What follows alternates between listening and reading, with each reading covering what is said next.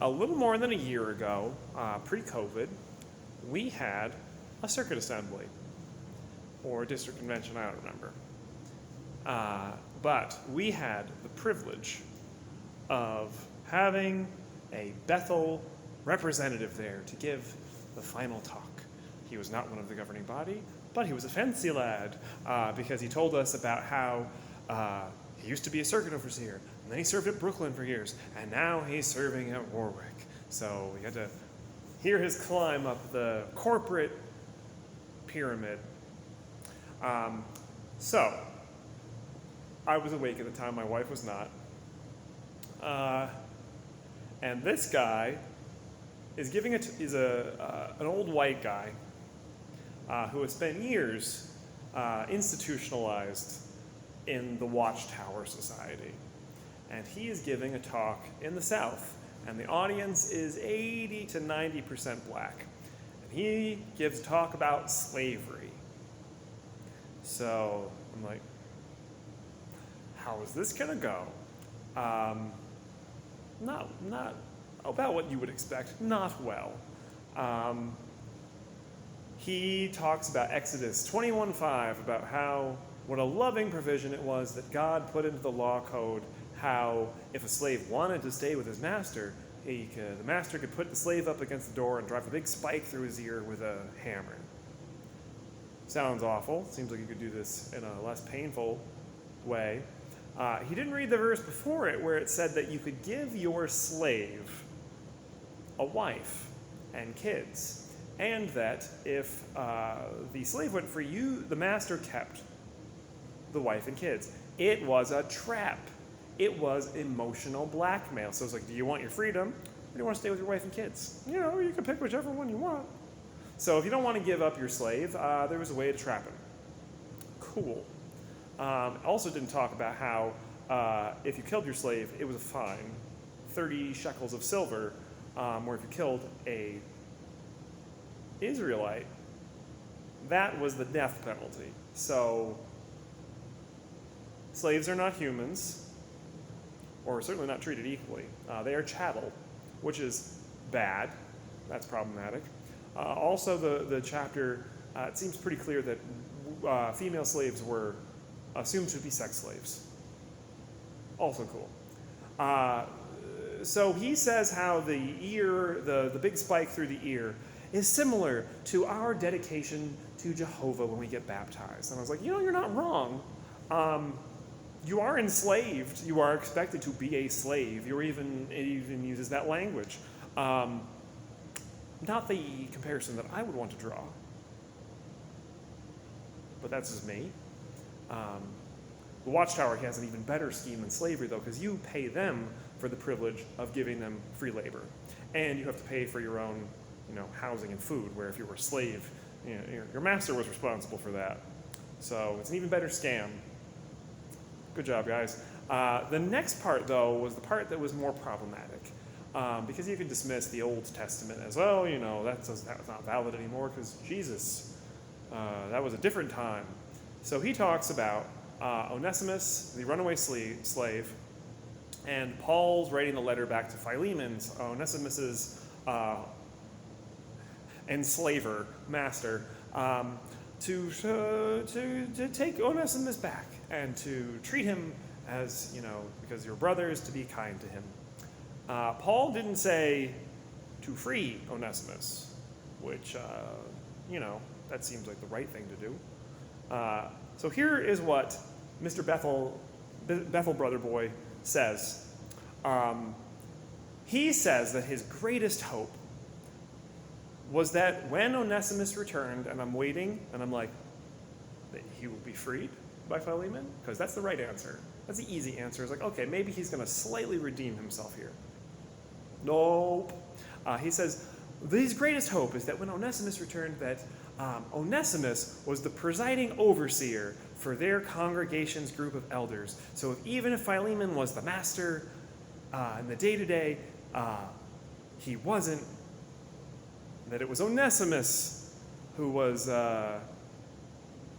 in charge when they were having their elders meetings. And there are several things wrong with that. First of all, your greatest hope is that the slave can be the boss sometimes, not that he was freed from the, I would think, a non-controversial statement, the horrible institution of human slavery.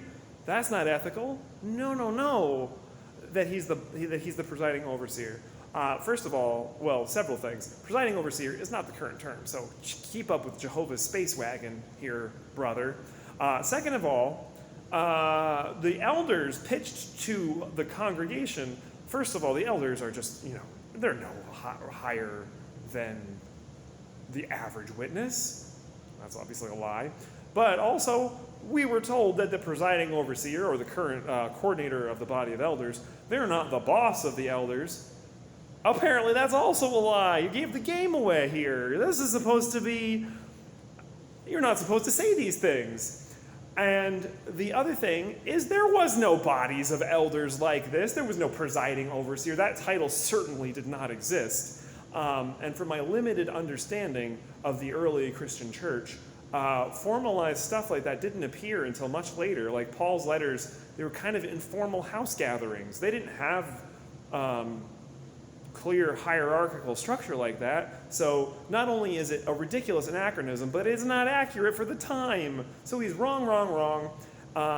And so he is, nowhere in his talk does he condemn the institution of slavery. Kind of tacitly condones it to a predominantly black audience in the South. And I was like, that's a problem. And I was very excited to hear what people would have to say after. And I'm thinking to myself, like, oh boy, how am I going to bring this up without sounding too apostate-y? I didn't have to worry about that because other people brought it up first. My wife was like, what did you think of the talk? And I was like, which part? And she was like, all of it, but also the slavery. And I was like, yeah, that's a problem. So that was helpful for waking her up. Thanks, Bethel guy. But we had 2 to 3 other people mention to us the slavery thing was a big problem for them. And I was like, tell me more. Tell me why, what was your problem with it? Just let them talk. Interesting, same problems we had. Like, that seems like such a weird thing for him to say. The way that they rationalized it, though, was that, it's just this guy. He just said some stuff. He's not, he is not equivalent to the Watchtower Society. He's their official branch representative who was sent here specifically to represent the branch. Like, it doesn't get much more official than this. Plus, I don't know what his job is at Warwick. Maybe it's scrubbing toilets, but probably not. Not if he gets paid flights to go out of town. So he's probably got some decision-making roles, some sort of influence. And this is the influence he has. Tacit condoning of slavery. Yeah, so he is representative of the society's views. That's why he's here, to give a talk specifically as a representative of the society. Oh, so that was a problem. He also had a part that royally pissed me off, and I kind of regret it now. Oh boy, I wish I'd done it, but my wife wasn't awake at the time. It would have been the wrong time to do it.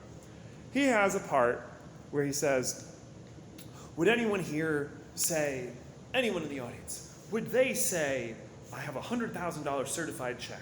What if I said, leave, I'm no longer a witness, if you say I'm no longer a witness and you leave the truth, I'll give it to you. Does anyone here want that?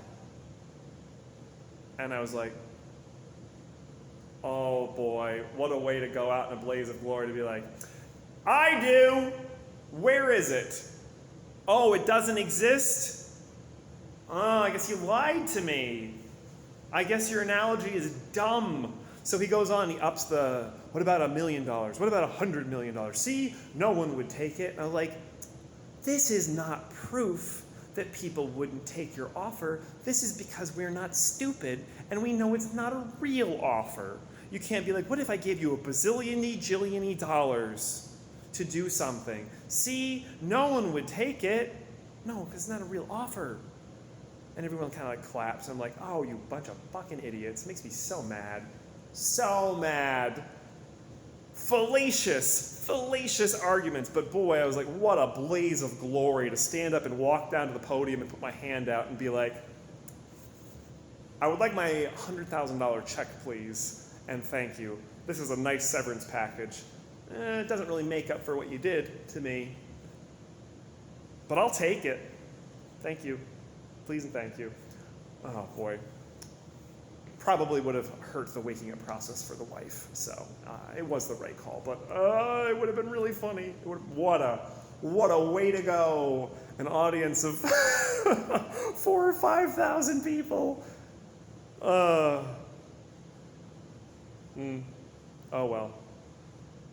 What a stupid thing, though. That was his other analogy that made me angry. So, promote slavery and dumb, fallacious argument to show how loyal everyone is. Oh, I forgot. So the other part that really pissed me off, besides his fallacious argument, was he says, so we wouldn't take $100,000 to not preach, but you're going to work extra for time and a half on a Thursday night?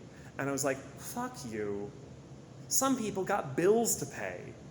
You don't have to because you're in Warwick. You got all your bills paid. You get paid free tickets to come down and visit us. People might lose their jobs over not going in on that night, or they might need it to make rent or the mortgage or to pay for food, and you are shaming them for doing the things they need to provide for their family. I thought someone who didn't provide for their family was worse than a man without faith.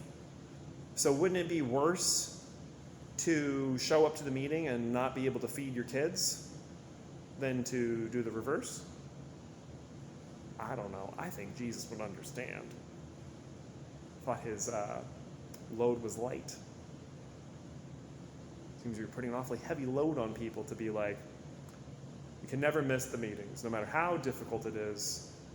And boy, is it difficult when you have kids. Ugh, even believing, even as a believing parent with a young kid, it's so hard. It's so hard. How dare you? How dare you, Bethel man? Ugh. So, there you go. Story about jerk guy condoning slavery. But it helped wake the wife up, so thank you. Hope it woke up some other people there. There was plenty of people there. Might have had a nice impact. I hope he keeps giving that talk and giving those examples. Be very helpful in helping people break free. I really want my $100,000 check. Oh well. I'm fine. Wouldn't have given it to me anyway. See him out in the parking lot. I'll just take your car. That'll be fine. Anyway, there's my dumb story. I will see you next time. I appreciate you watching my videos and being here and being such an awesome person. You have to have good taste if you're watching my videos all the way to the end. Only the most refined and intelligent people do so. I hope you have a great day. I will see you next time.